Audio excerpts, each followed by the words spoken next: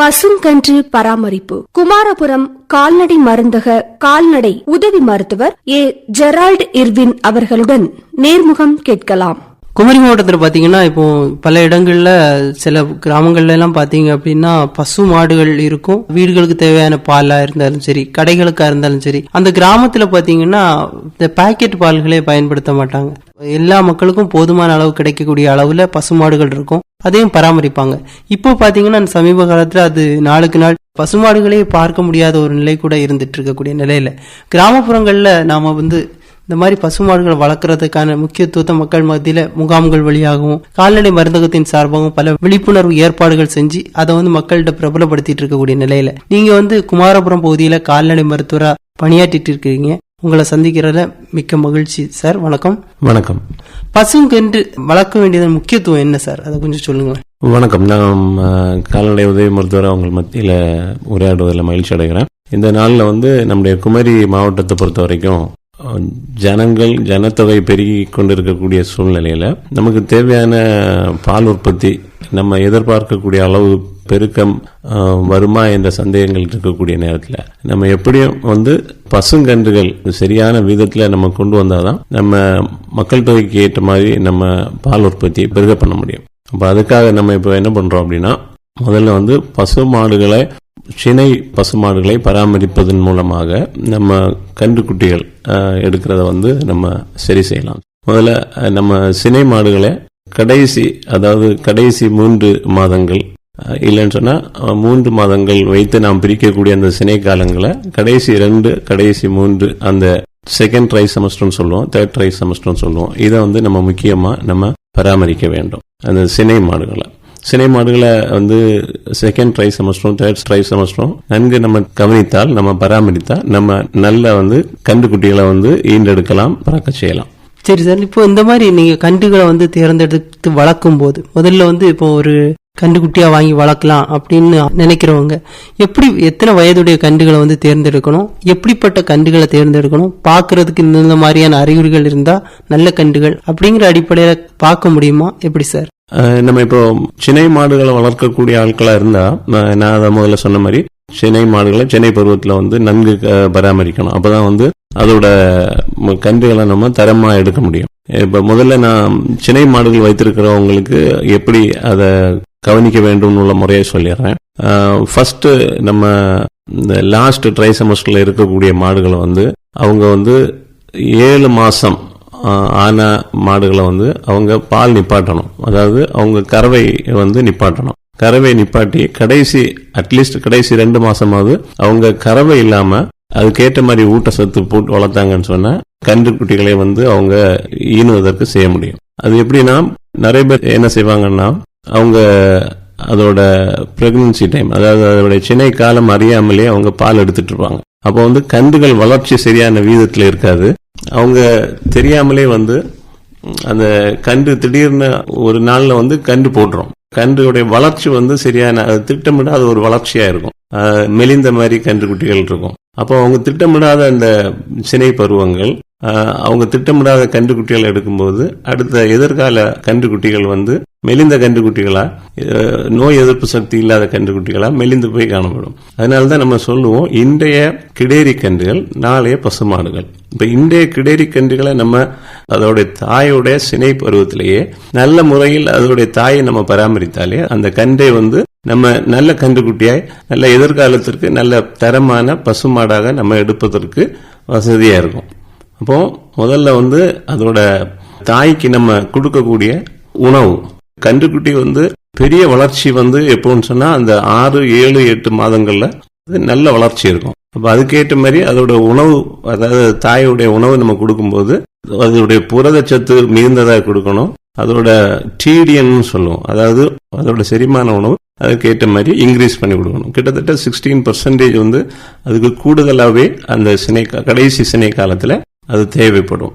அதே மாதிரி புரதமும் அது 20%, அதாவது நார்மல் விட 20% கூடுதலாகவே அது தேவைப்படும். நம்ம குமரி மாவட்டத்தை பொறுத்த வரைக்கும் இந்த மக்கள் என்ன செய்வாங்க அப்படின்னு சொன்னா, கடைசியா அது கன்று ஈனும் போது அது ரொம்ப கஷ்டப்படும் அப்படின்னு ரொம்ப டிஃபிகல்ட்டா இருக்கும் சொல்லி நம்ம மக்கள் சாப்பாடே கொடுக்க மாட்டாங்க. அப்போ ஆட்டோமேட்டிக்கா அந்த கன்றுக்குட்டியை நம்ம நார்மலாவே மெலிந்த கன்றுக்குட்டிகளா வந்தாச்சுன்னு சொன்னா நாளைய தினம் அந்த கன்றுக்குட்டி டெஃபினட்டாவே அதோட வளர்ச்சி கம்மியா இருக்கும், அதோட எதிர்ப்பு சக்திகள் கம்மியா இருக்கும். ஸோ என்னோட ரிக்வஸ்ட் என்னன்னா, நம்ம தாய் பசுமாடு டெலிவரி டைம் இல்லைன்னு சொன்னா 6 மாசத்துல இருந்தே அதோட ஊட்டச்சத்து அதிகமா நம்ம கொடுத்து வளர்க்கணும். அதோடைய பால் கறவையும் 2வது பேர் ஆன மாடா இருந்தா அதோடைய பால் கறவையும் 6 மாதம் இல்லைன்னா 7 மாத காலத்திலேயே அதை நிப்பாட்டிடணும் நம்ம. சரி, என்னென்ன மாதிரி உணவுகள்? இப்போ ஒரு சின்ன கண்ணுக்குட்டியா இருந்தா இந்த மாதிரி உணவு, ஒரு தரம் வாய்ந்த ஒரு நடுத்தர வயதுடைய கண்டா இருந்தா இந்த மாதிரி, ஒரு பெரிய அதாவது நீங்க சொன்ன மாதிரி சினை காலமா இருக்கக்கூடிய பசுமாடா இருந்துச்சுன்னா இந்த மாதிரி உணவு, என்னென்ன மாதிரியான உணவுகள் அட்டவணைப்படுத்தல் படி ஏதாவது அறிவுரை கொடுக்குறீங்களா? இல்ல நடைமுறையில் இருக்கக்கூடிய வீட்டில் இருக்கக்கூடிய சாப்பாடு, மிஞ்சி போகக்கூடிய சாப்பாடு, அதுக்கு பிறகு வேற எந்த புண்ணாக்கு, அப்புறமா கடைகள்ல இருந்து கிடைக்கக்கூடிய தீவனங்கள் கொடுத்தா கூட போதுமா? எப்படி சார், எதை எப்படி பரிந்துரைக்கிறீங்க? இப்ப நம்ம கன்றுக்குட்டியை பொறுத்த மட்டும் கன்றுக்குட்டியை பார்ப்போம். கன்றுக்குட்டி சொல்லும்போது பிறந்த உடனே இருக்கக்கூடிய கன்றுக்குட்டி நார்மலா அது உடனே பால் எடுக்கும். நம்ம முதல்ல சொல்லக்கூடிய பால் சீம்பால்னு சொல்லுவோம். தாய்மாட்டுல இருந்து வரக்கூடிய சீம்பால்.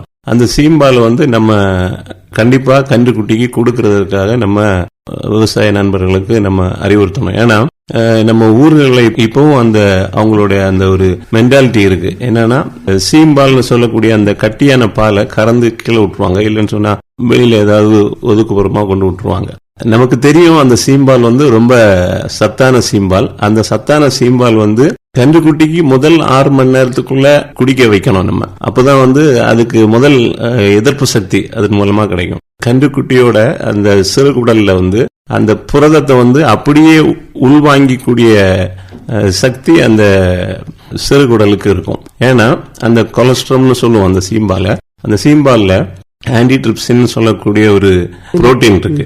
அந்த புரோட்டீன் அந்த இம்யூனோகுளோபுலின் சொல்லக்கூடிய அந்த புரதத்தை அதோடைய வயிற்றுல டைஜஷன் ஆகாம பாத்துக்கும். அது இருக்கக்கூடிய அந்த ஸ்ட்ரக்சர்லயே உள்ள அப்சர்வ் பண்ணிக்கும். அப்போ அந்த முதல் அந்த பருவத்துல, அதாவது நம்ம கொடுக்கக்கூடிய அந்த முதல் 2-3 நாட்கள்ல அந்த புரதம் அதோட பாடியில கிடைக்கல அப்படின்னு சொல்லியாச்சுன்னு சொன்னா அதோட எதிர்ப்பு சக்தி அதுக்கு மிஸ் ஆகுது. ஸோ இந்த காரணத்துக்காக நம்ம ஒரு நாளும் இந்த கன்றுக்குட்டிக்கு கிடைக்க வேண்டிய நம்ம சீம்பாலை மிஸ் பண்ணாம கொடுக்கணும். அது நம்ம வெளியில விட்டுறது தவிர்க்கப்பட வேண்டும். 2வது இந்த கன்றுக்குட்டிக்கு எவ்வளவு பால் கொடுக்கணும் அப்படின்னா அதோடைய உடல் எடைக்கு 10%. ஃபார் எக்ஸாம்பிள் இப்போ நம்ம கன்றுக்குட்டி 20 கிலோ இருக்குன்னு வைங்களா, 2 கிலோ இல்லைன்னு சொன்னா 2 லிட்டர் அளவுக்குள்ள சீம்பால் அதுக்கு அன்னைய தினம் அதுக்கு கொடுத்தாகணும். ஒரே நேரமா கொடுக்கலன்னா ஸ்பிளிட் அப் பண்ணி கொடுக்கணும். இந்த அளவான சீம்பால் அதுக்கு கொடுக்கணும். சரி, இந்த கொட்டகை அமைப்பெல்லாம் எப்படி சார்? கொட்டகை அமைப்பு சொல்லும்போது இந்த நம்ம சினை மாடுகளையே தனிமைப்படுத்தணும். ஃபர்ஸ்ட்ல 8 மாதம் 9 மாதம் அந்த டைம்ல தனிமைப்படுத்தி வைக்கிறது ரொம்ப நல்லது. மற்ற மாடுகளுக்கு கூட சேர்க்காம தனிமைப்படுத்தும் போது கன்று ஈனக்கூடிய காலங்கள் அதுக்கு கரெக்டா இருக்கும். அதே போல அந்த கன்று குட்டிகளும் தாய் பசுகிட்ட இருந்து அதை தனியா பிரித்து வைத்து வளர்ப்பு நல்லது.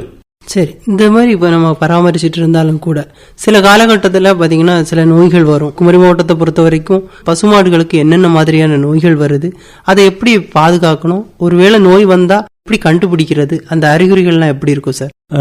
பொதுவாக பார்க்கணும்னு சொன்னா இப்ப நோய்கள்னு சொல்லும் போது மெயினா வைரஸ் நோயை தவிர மற்ற நோய்கள்னு பார்க்கும்போது மடி நோய் வரும், செரிமானமாகாத நோய்கள் வரும், சினை காலங்களில் வரக்கூடிய உணவு சம்பந்தமான செரிமான நோய்கள், ஹைப்போகால்சியமியா அந்த மாதிரிப்பட்ட நோய்கள் வரும். கரெக்டான மேனேஜ்மெண்ட் இல்லைன்னு சொன்னா கால்நடை உதவி மருத்துவர் மூலமா கரெக்ட் பண்ணிக்கலாம், இது சரி பண்ணிக்கலாம் அந்த மாதிரி நோய்கள். நம்ம குமரி மாவட்டத்தை பொறுத்த வரைக்கும் வைரல் நோய்கள் அப்படின்னு சொல்லக்கூடிய நச்சு உயிரி நோய்கள்னு சொல்லக்கூடிய நோய்கள் 2 வகையான நோய்கள் நம்ம இப்போ தடுப்பூசிகள் நம்ம மேற்கொள்றோம். அது நம்ம கரெக்டான டைம்ல நம்ம தடுப்பூசிகள் நம்ம கவர்மெண்ட் மூலமா அனௌன்ஸ் பண்ணும்போது நம்ம போட்டுக்கிறது நல்லது. கோமாரி தடுப்பூசி 6 மாதங்களுக்கு ஒரு முறை நம்ம அரசாங்கத்தின் மூலமா நம்ம போடப்படுது. கால்நடை மருந்தகங்கள் மூலமா நமக்கு போடப்படுது. கிராமங்கள் தூரம் போடுறோம். அதே போல சின்ன கன்றுக்குட்டிகள் புரூசலான்னு சொல்லக்கூடிய தடுப்பு திட்டமும் நமக்கு இருக்கு. அது கன்றுக்குட்டிகள் 4 மாதத்திலிருந்து 8 மாதம் வரை கன்றுக்குட்டிகளுக்கு, கிடேரி கன்றுகளுக்கு குறிப்பா நம்ம போடுறோம். காளை கன்றுகளுக்கு நம்ம போடலாம், கிடேரி கன்றுகளுக்கு போடுறோம். இது வாழ்வுல ஒரு முறை போடக்கூடிய தடுப்பூசி தான். இந்த தடுப்பூசி கன்று வீச்சு தடுப்பூசி, அதாவது நம்ம அபாஷன் ஆகாம இருக்கக்கூடிய புரூசலா சொல்லக்கூடிய நச்சுரியினால் உண்டாகக்கூடிய அபாஷனை வந்து தடுக்கக்கூடிய ஒரு தடுப்பூசி. அப்போ ப்ரூசலாக்கு எதிராக இருக்கக்கூடிய ஒரு தடுப்பூசி. இந்த 2 தடுப்பூசியும் வந்து நம்ம செய்து வருகிறோம். வருமுன் காப்பு அப்படிங்கிற அடிப்படையில நாம வந்து விழிப்பா இருந்த அந்த கன்றுகளையோ இல்ல நடுத்தரம் வாய்ந்த கிடேரிகளையோ இல்ல தாய் பசுக்களையோ இந்த மாதிரி நோய் வர்றதுக்கு முன்னாடி ஒரு குறிப்பிட்ட கால இடைவெளிக்கு ஒரு தடவை இந்த மாதிரி தடுப்பூசிகள் இருக்கு, தடுப்பு மருந்துகள் இருக்கு. நீங்க அறிவுரை கொடுக்கறதுன்னு பேர்ல சரியான முறையை கையாண்டாங்கன்னா அதுல இருந்து பாதுகாக்க முடியும்.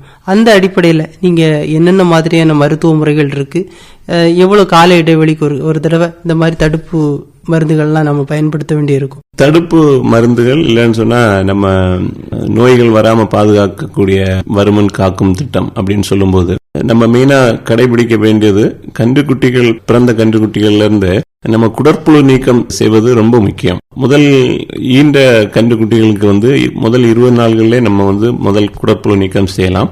மாதம் ஒரு முறை, முதல் 3 மாதங்கள்ல மாதம் ஒரு முறை குடற்புழு நீக்கம் செய்யலாம். அப்புறம் 3 மாதத்துக்கு ஒரு முறை, அப்புறம் சினை ஊசி போடுறதுக்கு முன்னாடி, பருவ காலங்களுக்கு முன்னாடி, அந்த மாதிரி டைம்ல நம்ம பார்த்து செஞ்சுக்கலாம். கிடேரி கன்றுகளை பொறுத்த வரைக்கும் நம்ம அதோடைய வளர்ச்சியை நம்ம குறிப்பா நம்ம பார்த்துக்கிட்டுறது நல்லது. அதாவது எல்லா மாதமும் அதோட எடை அதிகரிக்கிறதா இல்லைன்னு சொன்னா அது எடையில என்ன வித்தியாசங்கள் இருக்கிறது, மாற்றங்கள் இருக்கிறது, அதை பார்த்து நம்ம அதோடைய வளர்ச்சியை வந்து நம்ம கண்காணித்து வர வேண்டியது ரொம்ப முக்கியமான காரியம். நம்ம வருமுன் காக்கிறது வந்து குடற்புழு நீக்கம் செய்யலாம். இந்த கோடை காலங்களில் வந்து நம்ம தீவன முறைகள் வந்து கையாளுறது ரொம்ப முக்கியம். பார்த்துடுங்க, தீவன முறைகளில் வந்து இப்போ நம்ம வீட்டில் இருக்கக்கூடிய கழனி தண்ணி, வேஸ்டா நம்ம எடுக்கக்கூடிய கழனி தண்ணி, இதுகளில் வந்து நம்ம ரொம்ப கவனம் செலுத்தி அன்றன்றாடு உள்ளது, அதாவது ரொம்ப ஸ்டோர் பண்ணி வச்ச கழனி தண்ணிகள் மேக்சிமம் அவாய்ட் பண்ணி பார்த்துக்கிட்டோம்னாலே அஜீரண கோளாறுகள், அதன் மூலமா வரக்கூடிய அசிடோசிஸ் போன்ற காரியங்களை வந்து நம்ம தடுத்துக்கலாம். சோறு போன்ற ஐட்டங்கள் நம்ம போடுறதுனால அதோட நாள்படக்கூடிய அதோட டைஜஷன் ப்ராப்ளத்திலே வந்து அதோட நரம்பு தளர்ச்சி மாதிரி நோய்கள் வரும். மாடு வந்து சினை காலங்களில் படுத்தா எந்திரிக்காம இருக்கக்கூடிய ப்ராப்ளங்களும் நிறைய வர்றதுக்கான வாய்ப்பு இருக்கு. அப்போ இந்த ஆகார பழக்க வழக்கங்கள் வந்து நம்ம சின்னதுல இருந்தே நமக்கு கொடுக்கக்கூடிய அந்த இதை வந்து நம்ம பார்த்துக்கிட்டோம்னா ரொம்ப நல்லது. வைக்கோல் போன்ற ஆகாரங்கள் வந்து இந்த நாட்கள்ல ரொம்ப முக்கியமா சம்மர் டைம்ல நம்ம போட வேண்டியது ரொம்ப அவசியம். சரிங்க டாக்டர், நிறைய தகவல் சொல்லிட்டீங்க. நிறைய வாய்ப்பும் நிறைய கால்நடை வளர்ப்பாளர்கள் கேட்டுட்டு இருப்பாங்க. அவங்களுக்கு ஒரு கருத்தை தெரியப்படுத்துற மாதிரி ரத்தின சுருக்கமா கொஞ்சம் சொல்லுங்களேன். இப்போ வந்து புதிய ஒரு நடைமுறையா இப்ப இருக்கக்கூடிய காரியம் என்னன்னு பாத்தீங்கன்னு சொன்னா, தரம் பிரிக்கப்பட்ட, அதாவது செக்ஸ் சார்ட்டட் செமன் அப்படின்னு சொல்லக்கூடிய தரம் பிரிக்கப்பட்ட விந்து மூலமா நம்ம செயற்கை முறை கருவூட்டல் நம்ம பண்றோம். கிடேரி கன்றுகள் பராமரிப்பு அப்படின்னு சொல்லக்கூடிய காரணமே வந்து இன்றைய கன்றுக்குட்டி நாளைய பசு அப்படின்னு சொல்லும் போது நம்ம கன்றுக்குட்டிகள்லயே வந்து நம்ம காளை கண்ட பிரித்து ஒரு பண்ணை மாதிரி நம்ம வைக்கும்போது காத்திருக்க வேண்டிய அந்த கட்டாயத்தை வந்து நம்ம நீக்குவதற்கும், நம்ம மேனேஜ்மெண்ட்ல, அதாவது நம்ம மேனேஜ்மெண்ட்ல இருக்கக்கூடிய கஷ்டங்களை களைவதற்கும் நம்ம இப்ப வந்திருக்கக்கூடிய இந்த செக்ஸ் ஆர்டர் செமன் வந்து ஒரு வரப்பிரசாதமா இன்றைக்கு கால்நடை வைத்திருப்பவருக்கும் காணப்படுகிறது. அதனால எளிதா இருக்கும்னு நினைக்கிறேன். ஏன்னா இதை வந்து நம்ம மேக்சிமம் இந்த முறையில நம்ம செயற்கை முறை கருவூட்டல் செய்யும் போது கன்றுகள் பிறப்பது வந்து கிடேரி கன்றுகளா பிறக்கும் உள்ள நம்பிக்கையில் இருக்கும்போது அதுக்கேற்ற மாதிரி திட்டமிடுதலை நம்ம கடைபிடித்துக் கொள்ளலாம்.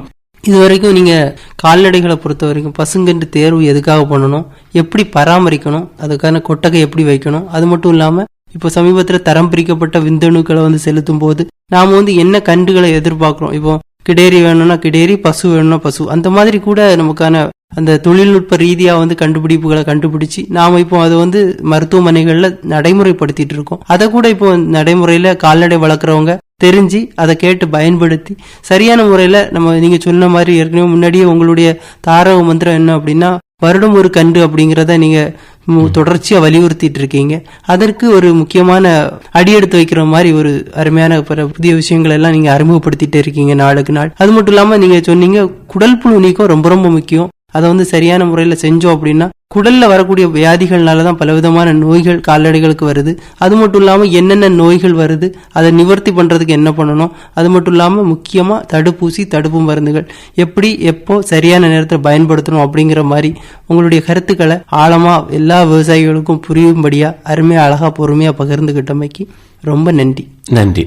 இதுவரை பசுங்கன்று பராமரிப்பு குமாரபுரம் கால்நடை மருந்தக கால்நடை